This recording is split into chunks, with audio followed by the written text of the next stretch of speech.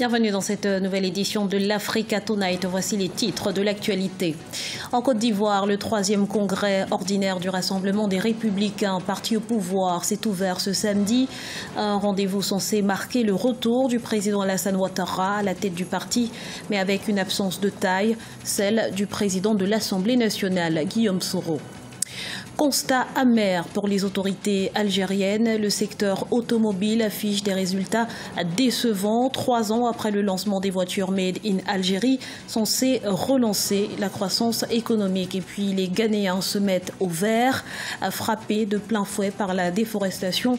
Les populations s'engagent à reboiser les terres à l'aide d'un outil révolutionnaire, le Grazis Waterbox. Le Palais des Sports de Treichville était plein à craquer ce samedi. Le plus grand congrès ordinaire de l'histoire du Rassemblement des Républicains, parti au pouvoir en Côte d'Ivoire, s'y tient jusqu'à ce 10 septembre. Un congrès qui sert de cadre pour les grandes annonces et pour l'élection d'un nouveau président. S'il a été marqué par l'absence du président de l'Assemblée nationale, Guillaume Soro, le chef de l'État, Alassane Ouattara, qui devrait être reconduit à la tête du parti, était lui au cœur du dispositif. Écoutons à ce propos quelques militants. C'est bien passé. Les gens sont sortis beaucoup. Vraiment, tout le monde est content. Tout le monde est content, président Alassane Ouattara. On veut que son gouvernement n'a qu'à aller devant. Ah oui, un sentiment de satisfaction.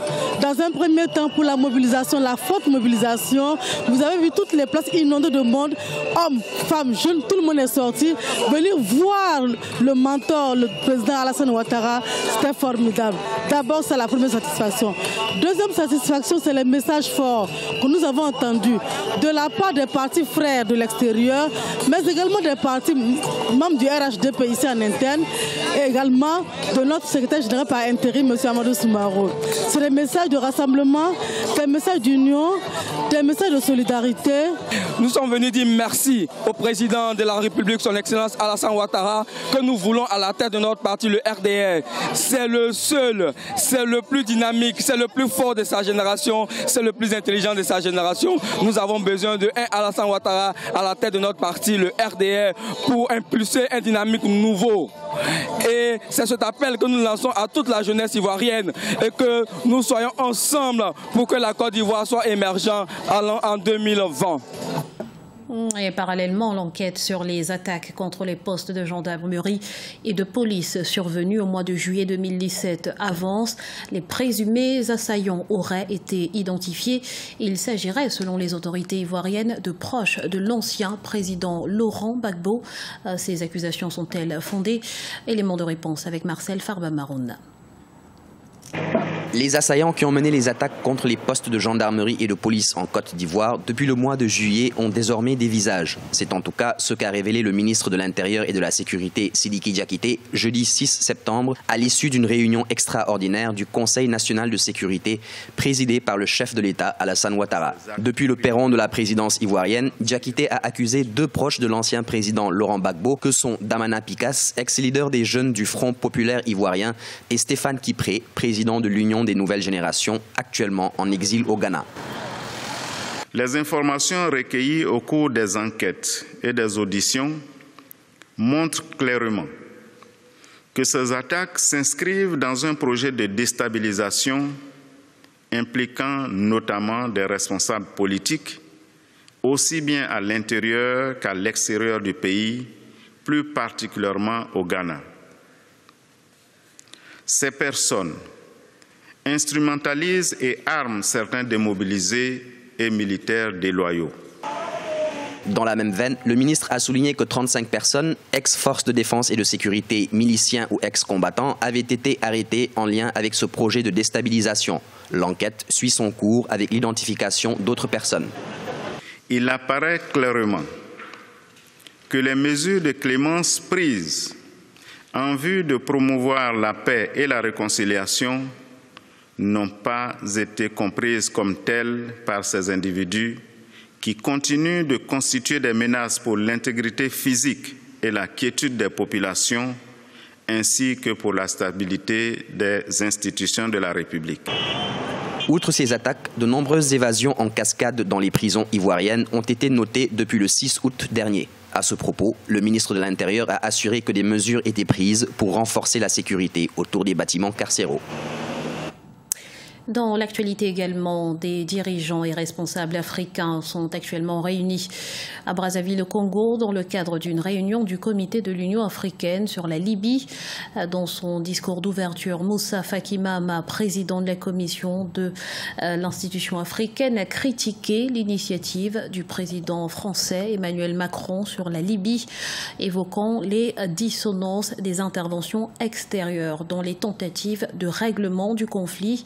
De son côté, le président congolais Denis Sassou Nguesso a demandé à la communauté internationale de ne pas ignorer, comme en 2011, la voix de l'Afrique sur la question libyenne, en référence à l'intervention franco-britannique contre le régime du colonel Kadhafi. En Algérie, le gouvernement mise sur le secteur automobile pour un redressement économique. Seulement, la stratégie du Made in Algérie mise en place en ce sens s'avère inefficace. Comment l'expliquer? Patricia Solange-Dubois nous apporte quelques éléments de réponse. Le développement d'une filière automobile algérienne est devenu une priorité pour réduire la facture des importations qui tarissent les réserves de change. Seulement la plupart des véhicules sont importés en kit prémonté. Il ne reste que le montage à effectuer. Résultat, la voiture produite en Algérie est parfois plus chère que sa jumelle importée et les mesures mises en place n'ont pas eu d'impact sur les réserves de change et la création d'emplois. Le secteur de l'automobile en Algérie vit un petit peu une sorte de révolution. Depuis un petit peu plus de 2 ans, le gouvernement algérien a décidé de limiter les importations de voitures. Vous savez qu'il y a à peu près de 600 000 voitures par an et c'était quand même assez cher pour le pays. La facture quand même s'élevait à plus de 7,3 milliards de dollars. Donc le gouvernement algérien a décidé de diminuer les importations et de mettre en place une industrie locale. Les résultats ne sont peut-être pas ceux qui étaient espérés. Il n'y a pas beaucoup de transfert de technologie, il n'y a pas beaucoup de plus-value.